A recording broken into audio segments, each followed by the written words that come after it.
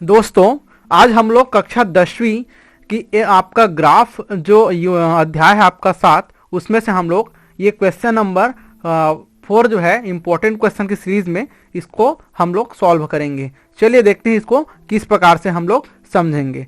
नमस्कार दोस्तों, मेरा नाम है संजू, स्वागत करता हूं ऑनलाइन क्लास में। आज देखिए ये ग्राफ में आपका ये अंतिम क्वेश्चंस हैं, ठीक है। ये आपके 4 नंबर और 6 नंबर में पूछे जाने वाले क्वेश्चन है। इसको आप देख सकते हैं, ये 2017 में जो है पूछा गया था ये क्वेश्चन। इस क्वेश्चन में आपको बोला गया है कि एक वर्गाकार भुजा की लंबाई, यहाँ पास आपको क्वेश्चन दिया गया है, एक वर्ग की एक भुजा की लंबाई में परिवर्तन करने पर प्राप्त हुए क्षेत्रफल को नीचे सारणी में दर्शाया गया है, जिनकी सहायता से एक आलेख जो है आप बनाइए, इस प्रकार से बोला गया है। देखिए नीचे एक सारणी दिया गया है, आपके नीचे स्पष्ट आपको दिखाई दे रहा होगा, यहाँ पर ये सारणी आपको दिया गया है, ठीक है। ये सारणी में जो है इस प्रकार से आप देख सकते हैं, इसमें वर्ग की भुजा का माप दिया हुआ है जो कि आपका सेंटीमीटर में है, और वर्ग का जो क्षेत्रफल है वो आपका दिया हुआ है वर्ग सेंटीमीटर में, ठीक है ना। अब देखिए इसको हल किस प्रकार से करेंगे। हल करते हैं, जो आलेख जो है इसको हम लोग केवल इसमें ग्राफ बनाने के लिए बोल रहे हैं, तो केवल हम लोग ग्राफ जो है इसका बनाएंगे। देखिए इसके ग्राफ को हम लोग बनाएंगे किस प्रकार से, उसको मैं आपको समझाने वाला हूं। यहाँ पास आपका ग्राफ दिया गया है, ठीक है, ये आपका ग्राफ है। आप चाहे तो इसका स्क्रीनशॉट ले सकते हैं, कोई दिक्कत नहीं होगी। देखिए ग्राफ पेपर में आप क्या करना, इस साइड यहां तक, देखिए यहां तक से कुछ क्षेत्र छूटा हुआ है, इस टाइप से आप कुछ क्षेत्र छोड़ देंगे। उसी प्रकार आप जो है नीचे भी यहाँ पास कुछ जगह जो है आपको छोड़ना है। उसके छोड़ने के बाद क्या करेंगे, इस साइड में आप स्पष्ट देखिए लिखा हुआ है, यहाँ पास वर्ग का क्षेत्रफल लिखा हुआ है। आप भी लिख देना वर्ग का क्षेत्रफल, जो कि आपके वर्ग सेंटीमीटर में है। आपके क्वेश्चन में दिया है वर्ग सेंटीमीटर, यहाँ पर लिखा गया है वर्ग सेंटीमीटर में। यहाँ पर लिखा गया है वर्ग की भुजा का माप, जो कि आपका किस में है, सेंटीमीटर में। आप भी लिख देना यहाँ पर सेंटीमीटर में। उसके पश्चात क्या करेंगे, आपको जो सारणी है इसमें देखिए 0 का 0 दिया हुआ है, 1 का 1 दिया हुआ है, 2 का 4 दिया हुआ है, ठीक है ना, 3 का 9 दिया हुआ है। तो यहाँ पर 4 का 6 दिया है, 5 का 25, 6 का 36 और 7 का 49, ठीक है। इस प्रकार से आपका वैल्यू दिया गया है, ठीक है। एक साइड हम लोग y अक्ष लेते हैं, जो कि यहाँ पर लिया गया है। एक साइड हम लोग जो है x अक्ष लेते हैं, जो कि यहाँ पर लिया गया है, ठीक है। कुछ इस प्रकार से लिखने के बाद हम लोग को ग्राफ बनाना है। इसको, ये जो आंकड़े हैं इसको हम लोग को ग्राफ में शो करना है। देखिए इस आंकड़े को हम लोग कैसे ग्राफ में शो करेंगे, इसको यहाँ पर बताया गया है। देखिए 0 का 0 है, तो हम लोग 0 का 0 लिए हैं, ठीक है ना।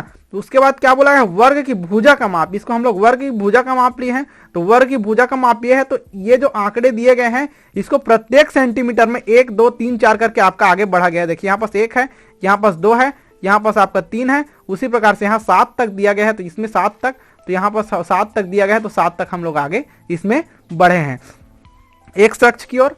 उसके बाद वर्ग का क्षेत्रफल को हम लोग y अक्ष माने हैं, और y अक्ष माने हैं जिस प्रकार से यहाँ पर वैल्यू दिया है 0 1 4 9 16, इसको यहाँ पर इस प्रकार से 1 सेंटीमीटर का डिस्टेंस बनाते हुए लिखा गया है। तो देखिए इसमें प्रत्येक मतलब मिलीमीटर को 1 2 करके यहाँ पर 10 मिलीमीटर मान लिए हैं हम लोग, ठीक है ना। ये 10 मिलीमीटर तक है। उसके बाद यहाँ पर 10 मिलीमीटर बराबर 1 सेंटीमीटर, फिर 10 मिलीमीटर बराबर 2 सेंटीमीटर, तो इसको 10 सेंटीमीटर 20 सेंटीमीटर हम लोग इसको, सॉरी 1 सेंटीमीटर का हम लोग 10 20 30 40 50 करके वैल्यू हम लोग मान लिए हैं, क्योंकि हमको एथेंटिक आंकड़ा नहीं प्राप्त है। तो इस प्रकार हम लोग वैल्यू को मान लिए। मानने के बाद ये प्रत्येक मिलीमीटर को 1 2 3 4 जो यहाँ पास वैल्यू दिया है, इसके हिसाब से हम लोग मानते चलेंगे। देखिए अब इस पे क्या किया गया है, यहाँ पर 0 है, इसको 0 मान लिए हैं।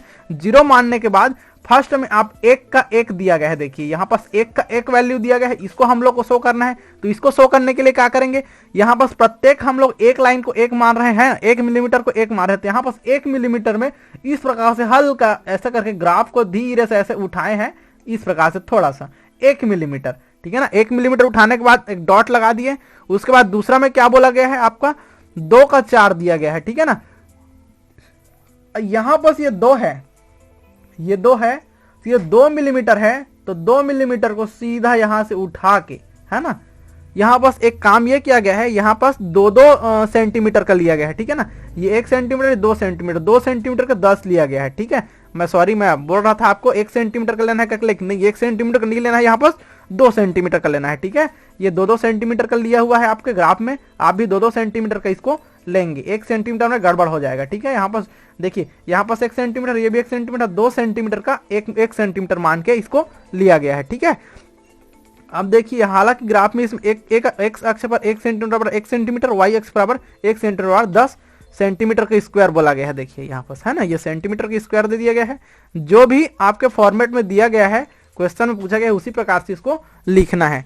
ठीक है, अब देखिए यहाँ पर क्या करेंगे, 2 का 4 दिया है तो 2 का 4 इस प्रकार से हम लोग बना लिए। ये 2 है, ठीक है ना, इसको 4 डॉट में, ये जस्ट ये ऊपर 5वां डॉट है तो 4 डॉट में इसको हम लोग लगा दिए। उसके बाद 3 का 9 दिया गया है, 3 का 9 इस प्रकार से बनाएंगे।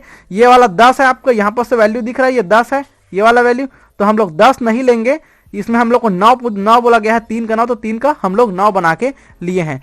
उसके बाद जस्ट ये 10 होता है, 10 5 15, जस्ट एक ऊपर जाएंगे तो 16 होगा। तो हम लोग यहाँ पर 4 का 16 है तो इस प्रकार से हम लोग 4 का 16 बनाएंगे।